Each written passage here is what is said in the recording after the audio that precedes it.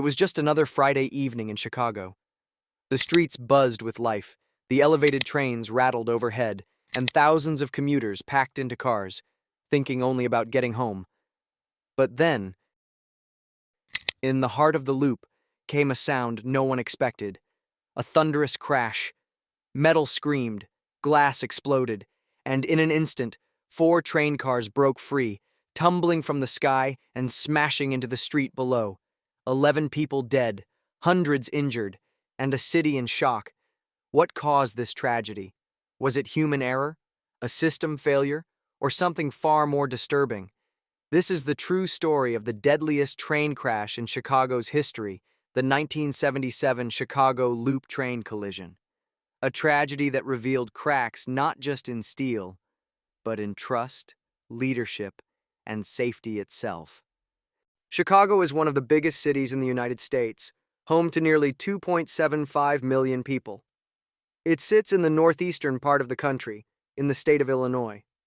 The city is about 84 miles south of Milwaukee and just 45 kilometers, or 28 miles, east of Naperville. Known for its towering skyline, busy streets, and iconic L train system, Chicago's elevated train system forms a rectangular loop around the city's central business district known as the Chicago Loop. The loop, which was first built in 1897, covers a track length of about 1.79 miles. It consists of a dual-track electrified rail line running in a rectangle with a longer side stretching from south to north. The loop is bordered by Lake Street to the north, Wabash Avenue to the east, Van Buren Street to the south, and Wells Street to the west. Today, it's used by several commuter rail services, each marked by different colors: orange, brown, green, purple, and pink. There are 8 train stations within the loop, down from 12 when it first opened. Trains either travel around the entire loop, turning all 4 corners before returning, or take a shortcut by turning only 2 corners to leave in a different direction. What's more, the loop is used by trains traveling in both clockwise and counterclockwise directions. In 1977, there were 4 rail lines using the loop, each following a different pattern. The Ravenswood line, now known as the Brown line, ran counterclockwise on the outer track. The Evanston Express, now the Purple line, and the Loop Shuttle, which has since been discontinued, both ran clockwise on the inner track, opposite to the Ravenswood line. Finally, the Lake Dan Ryan line, now part of the Green line, operated in both directions, but only used the sides of the loop along Lake Street and Wabash Avenue. The Ravenswood line train involved in the accident was a 6-car, 6000 series train, operating as service number 415. This number wasn't typically used by the public. The 6000 series was an electric commuter train introduced in 1950. These trains usually ran in 2 to 3 car sets. The cars were designed in married pairs, meaning each pair had a driver's cab on one end, so a 2-car unit had cabs on both ends. Though mostly operated as 2 or 3 car trains, the 6000 series could also run as a single car or be combined into longer trains when needed. Following behind the Ravenswood train was a train from the Lake Dan Ryan line, or LDR train. This was an 8-car train, made up of both CTA 2000 series and 200 series cars, with a CTA 2000 series car leading the way. The CTA 2000 series, introduced in 1969, was the successor to the 6000 series. Like the 6000 series, the 2000 series trains usually ran in married pairs, meaning 2 connected cars. In the early hours of February 4, 1977, an undefined issue with the electrical equipment forced the dispatch center to make a change. The Evanston Express, which usually ran clockwise around the loop, was now directed to run counterclockwise. This change placed the Evanston Express on the same tracks used by the Ravenswood and Lake Dan Ryan trains. As a result, the train traffic increased, creating delays. The Ravenswood trains now had to stop before entering stations and wait for the Evanston Express to depart. Only then could they crawl into the stations. This delay also affected the Lake Dan Ryan trains, as the space they normally use to pull directly into stations was now taken up by the waiting Ravenswood trains. The system, though inconvenient, ran smoothly all day without incident. That was until 5:23 p.m. when a Ravenswood train stopped outside the State Lake Station to wait for the Evanston Express ahead to clear the station.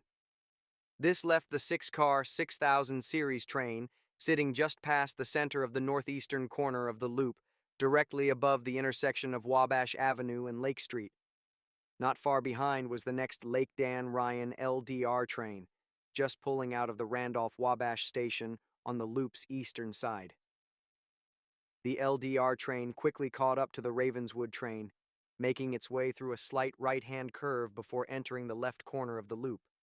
It failed to stop in time, crashing into the back of the stopped train while still not fully clear of the Randolph-Wabash station. Surviving passengers described the impact as a quiet thump.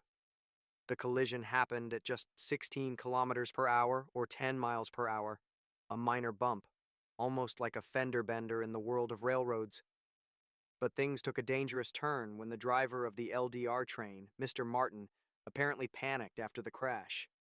In his panic, he pushed the throttle lever forward, applying full power. The power from the LDR train's motors continued to push against the barely damaged Ravenswood train, which had been shoved forward by about 7.5 meters or 25 feet by the collision. However, the train's brakes were applied, and it wouldn't move any further.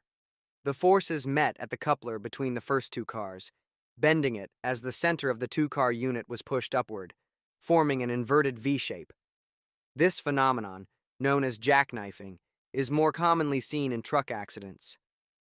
The two train frames made contact a few seconds after the collision, preventing any further angle increase. But then, they tipped over to the right, falling off the elevated rail line and crashing onto the road 6.4 meters or 21 feet below. As the cars fell, they pulled cars 3 and 4 down with them. Car 3 landed on its right-hand side on the road, while Car 4 hung off the tracks, caught by its rear wheel set. Car 2 also teetered on the edge.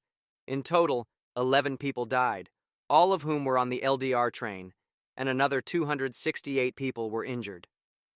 The damage to the LDR train was severe, especially to the cars that had fallen completely to the road below. The frames and bodies of the cars were bent on impact, and several windows shattered or fell from their frames as the metal twisted around them. In contrast, the Ravenswood train had suffered very minor damage, as official sources reported. Remarkably, nobody was struck by the falling train cars. However, a few passengers were ejected during the fall and ended up trapped beneath the wreckage. Some of these passengers allegedly survived, spending hours pinned under the cars as responders worked tirelessly to free them. The investigation found no defects on either train that could explain the cause of the crash. Instead, it shifted focus to Mr. Martin, the driver of the LDR train. His medical records were in order. He had been prescribed glasses for reading, but wasn't required to wear them while operating the train. However, his employee records painted a troubling picture. The records revealed a long history of rule violations: driving roughly, failing to show up for shifts, wearing improper uniforms, reading while driving, and even falsely using the emergency brakes. Most concerning, he had driven past a red signal twice, with one of those incidents resulting in a derailment. And this was all within the span of a single year. Union contracts prevented using disciplinary records from earlier years in investigations, so this was just a snapshot of his recent behavior. The CTA had repeatedly sent him to repeated instruction seminars and even imposed temporary suspensions due to his repeated violations. Things took a darker turn for Mr. Martin when police retrieved his bag from the wreckage of the train. Inside, they found 4 self-made cigarettes containing marijuana. Naturally, having illegal drugs in his possession was the last thing Mr. Martin needed after being involved in a catastrophic train crash. Mr. Martin voluntarily provided urine and blood samples for examination. The blood tests came back negative for alcohol, amphetamines, and barbiturates, substances commonly found in sedatives. However, the urine samples revealed a different story. One of the two laboratories reported finding delta-9 tetrahydrocannabinol acid, a metabolite of THC, the active ingredient in marijuana. The second lab, initially unable to detect it, recalibrated their equipment and confirmed the same result. While the presence of THC in Mr. Martin's system was clear, neither lab could determine exactly when he had consumed the drug in relation to the crash. Even though it was clear that the driver was under the influence of drugs to some extent, there should have been systems in place to prevent trains from running into each other, especially under the unusual conditions of that day. On the day of the accident, trains were forced to stack up outside stations, waiting for the train ahead to clear the route. In theory, these systems should have been enough to avoid a collision, even under such circumstances. Chicago's elevated rail lines rely on two cooperating signaling systems, one of which is called Automatic Train Control, ATC. Part of this system includes trackside signals that work within a block section system. A block section is a predetermined stretch of track that can only be occupied by one train at a time. These sections are marked by signals placed next to or above the track. Because of this, they are often called signal blocks. Each signal block on the loop was 91.44 meters, 300 feet long. According to the rules, an empty block was required between two occupied blocks to ensure sufficient stopping distance.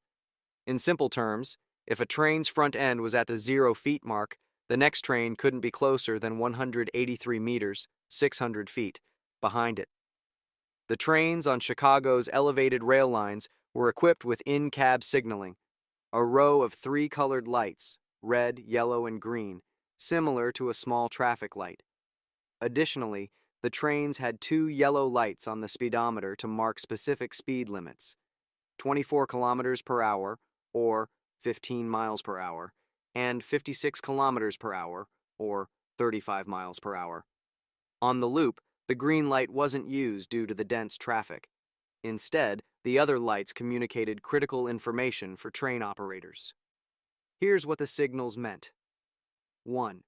If the yellow cab signal was permanently on and the 56 kph or 35 mph light illuminated, it meant that 2 blocks ahead were empty.